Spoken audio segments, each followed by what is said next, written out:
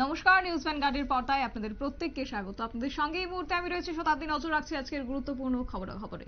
নেশামুক্ত সমাজ গড়ার লক্ষ্যে এই মুহূর্তে ক্লাবগুলির পক্ষ থেকে উদ্যোগ গ্রহণ করা হয়েছে। তারই মধ্যে অন্যতম প্রোগ্রেসিভ ইউথ ক্লাব এবং সচেতনতামূলক একটি বাইক র্যালি তারা আয়োজন করেছে। তেলিয়ামুড়া শহর জুড়ে অনুষ্ঠিত হয়েছে বাইক র্যালি।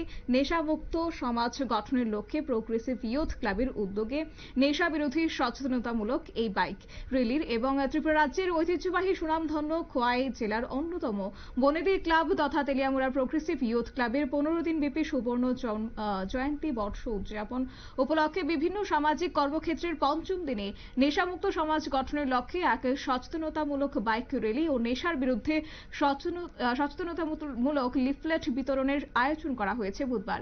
এদিনের এই অনুষ্ঠানে উপস্থিত ছিলেন প্রোগ্রেসিভ ইউথ ক্লাবের সম্পাদক পিন্টু দাস, সভাপতি সঞ্জিত কুমার দাস সহ ক্লাবের অন্যান্য সদস্যরা।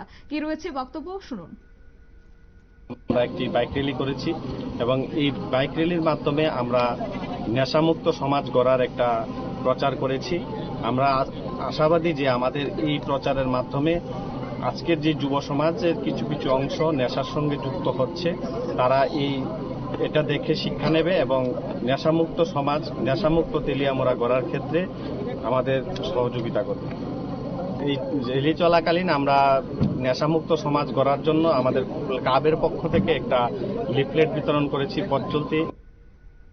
আপনারা শুনলেন তাদের বক্তব্য। তাছাড়া আজকে প্রোগ্রেসিভ ইউথ ক্লাবের পক্ষ থেকে সমাজকে নেশার থেকে দূরে সরিয়ে খেলাধুলার প্রতি ধাবিত করতে খেলার সামগ্রীও বিতরণ করা হয় এই বাইক র্যালির মধ্য থেকে।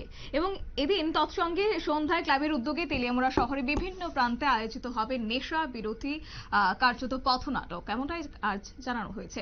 নিয়ে নিচ্ছে ছোট্ট একটি বিজ্ঞাপন বিরতির সঙ্গে থাকুন।